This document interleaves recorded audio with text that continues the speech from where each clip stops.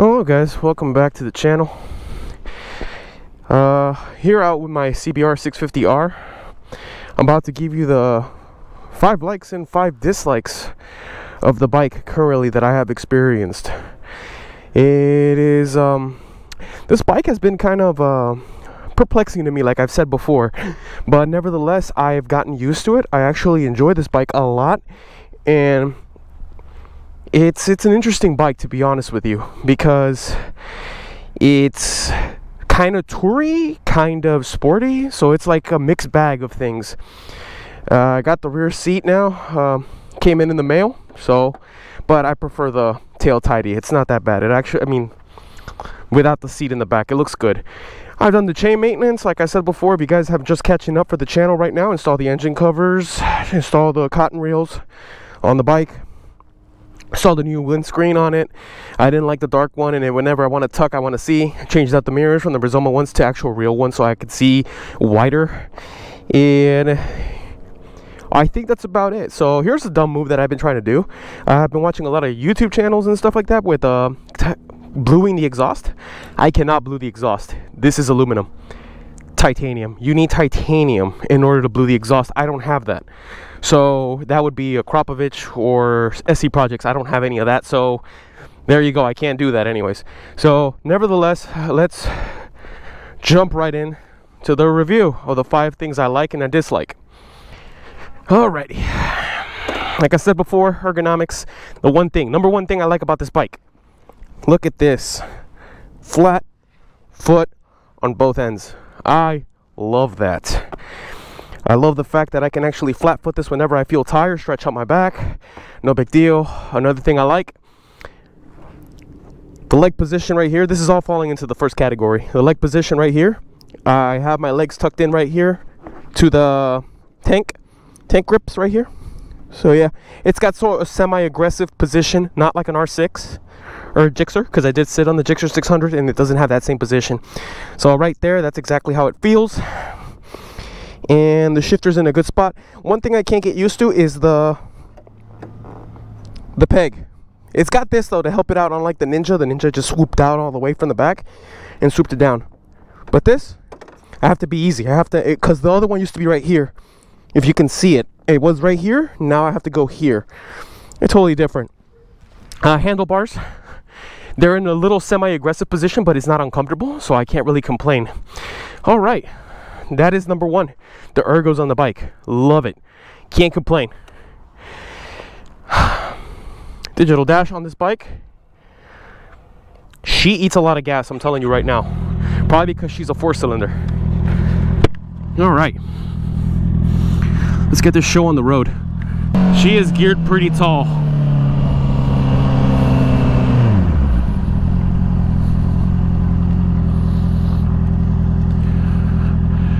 I've gotten quite used to the bike, the ergos, the way it handles, the weight. I've gotten pretty used to it. So number 1, like I said, was the ergos. Cannot complain. I don't have to make any adjustments. So unfortunately, like I told you guys before in the previous video, in order to do GP shift, I gotta change the rear sets. Okay, one little thing I gotta do. So I'll probably be doing that, changing out the rear sets just so I can get GP shift, because unlike my previous bike, I could actually rotate it and make it into GP. But this one you can't. So that's the only thing. I don't need to change out the clip-ons. I'm quite comfortable with the position they're in, so I'm fine with that.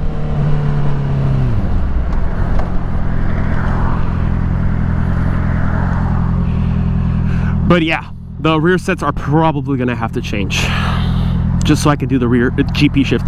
It's not a problem. It's about $230. I mean, get something nicer, so no big deal.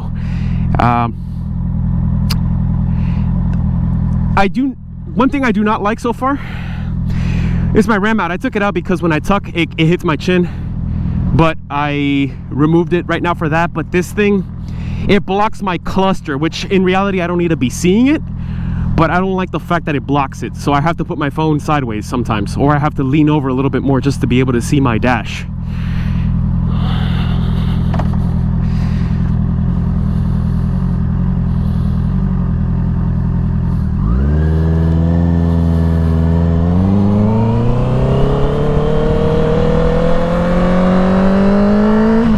That's 1 like and 1 dislike already. Woo!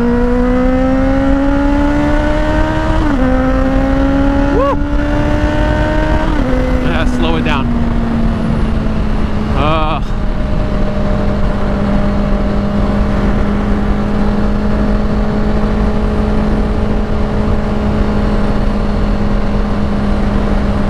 Number 2 like, the roar.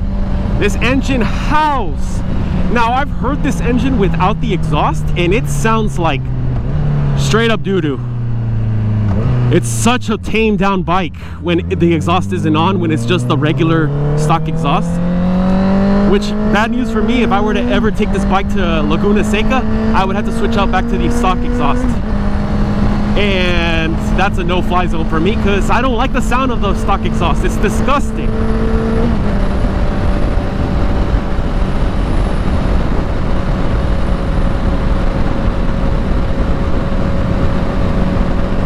So this is coming from somebody that has never ridden a Super Sport before, but here's a dislike of mine. I hate how much gas this thing consumes.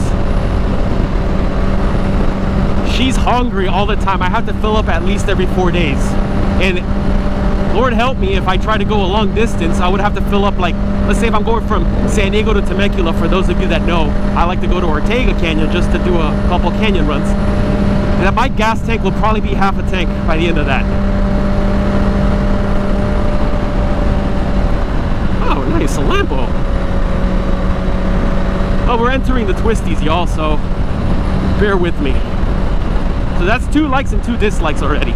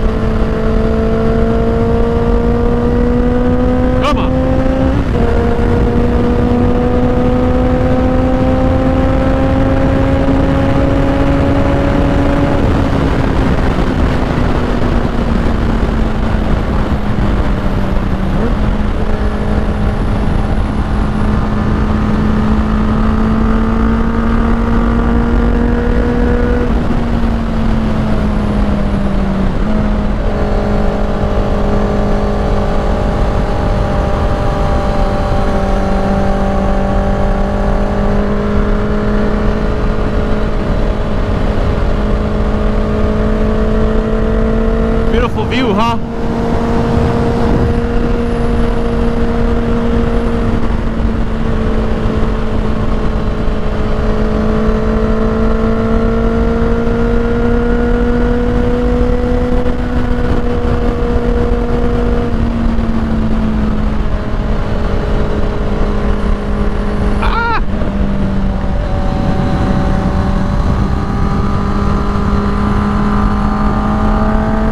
Like the other bike, this bike feels amazing when you lean her over.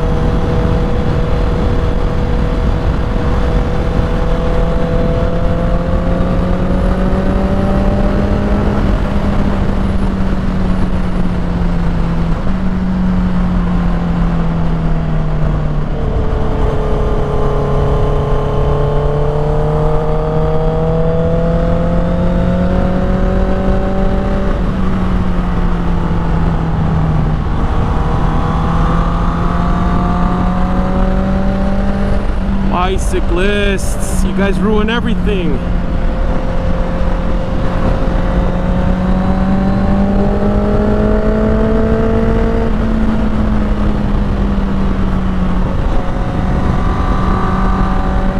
Oh, y'all suck. Gosh darn it. I don't need to be in such a low gear for that.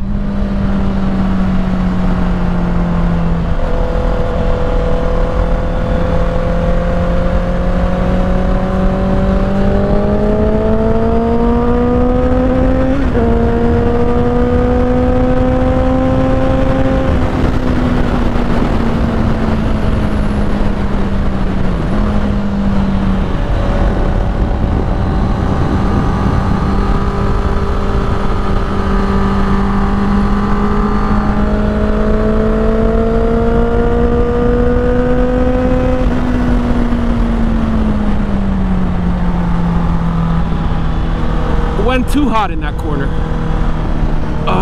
Nice switchback.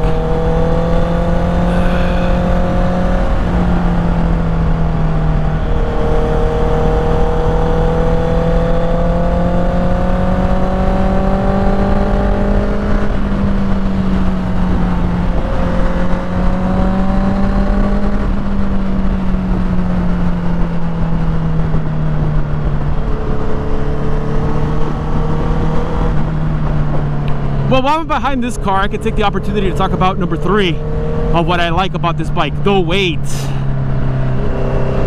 At first, I was very skeptical about the weight of this bike. I didn't really care for it. I was so used to my Ninja. We're gonna stop here. I was so used to my Ninja that how the weight was on my Ninja got me so accustomed to the lightness of it. It was a really light bike. Heaven forbid if you had a gust of wind, man. Like when I would go up on the Coronado Bridge, that wind would like take me away every time.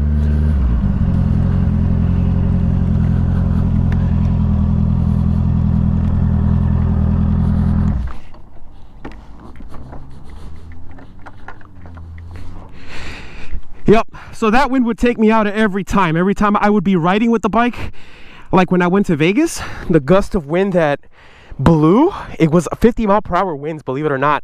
40 to 50-mile-per-hour winds. And I had to lean the other way while, it's kind of weird. I'm trying to turn, and as I'm trying to turn the bike, you're supposed to lean. Let's say I'm going left, I'm supposed to lean left. But instead of leaning left, I had to decrease my speed, decrease my lean angle, stay upright, but still lean left. It was really weird. But with this bike is heavy enough to the point where I don't have to do all that. Like right now, just handling it in the twists and turns like you saw, it's pretty simple. It's the weight itself plants you onto the ground, but at the same time, you have to turn a little bit. You have to actually navigate your body through. At the same time, number 3 thing that I do not like about the bike is the weight itself. Maneuvering the bike, moving it around in the garage, moving it out of the garage, trying to go a little bit uphill when I'm trying to go into my parking spot. It makes it complicated. I have to actually like push through with the bike, get a momentum going, because this bike, Hondas are known for being porkers. Like I said before, they're heavy bikes. So this bike is pretty heavy compared to the R7, which I rode.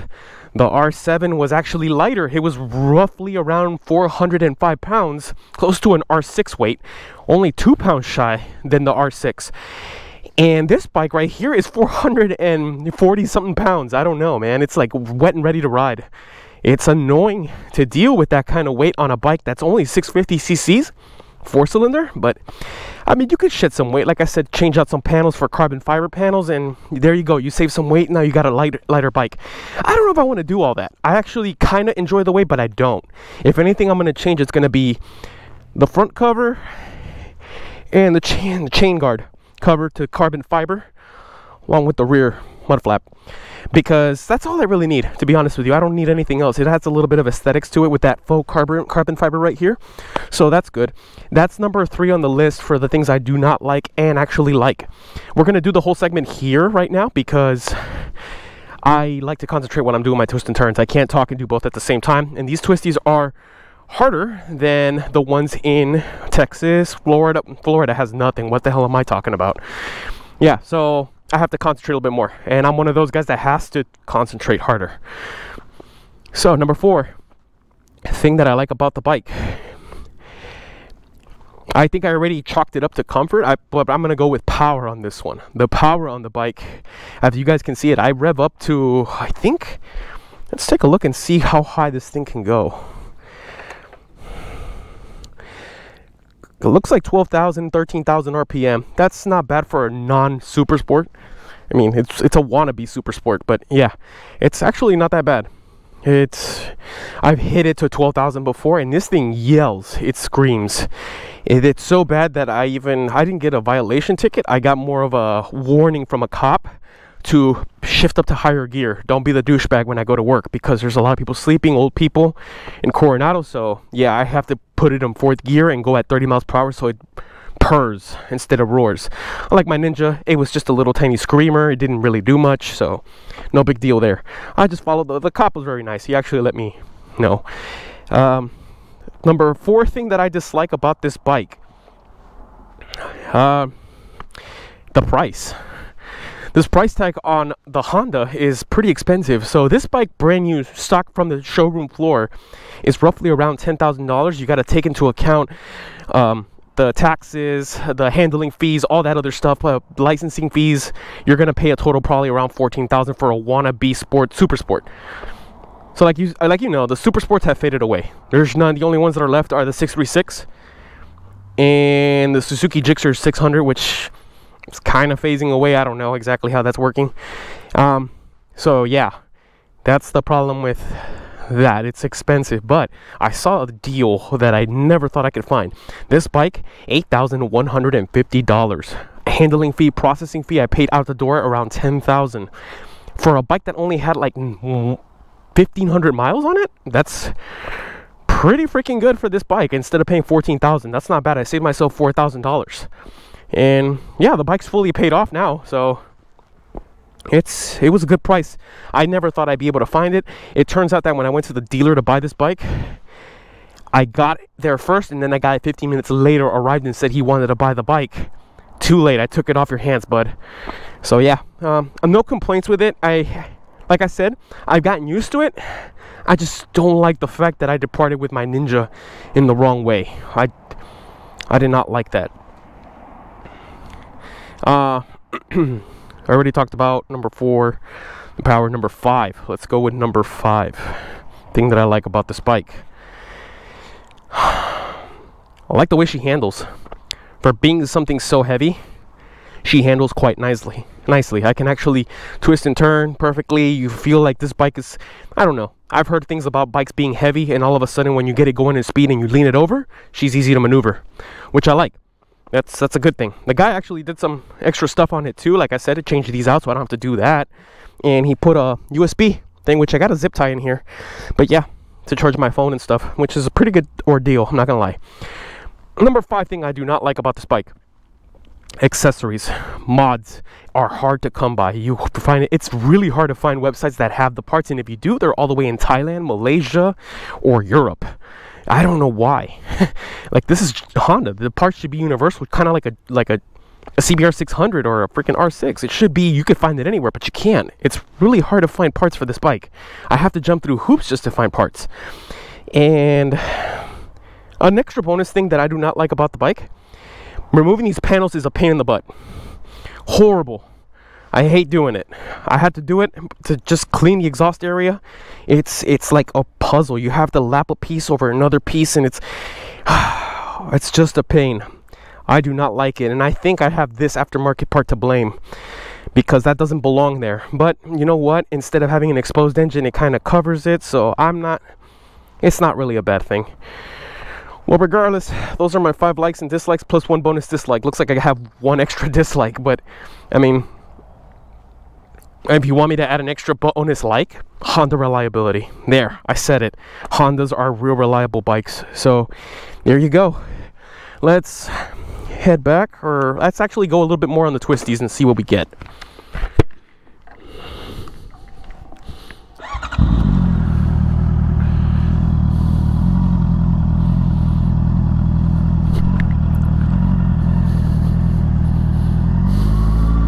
All right, let's push forward to this direction and see what we can get ourselves into. We're not gonna go too far in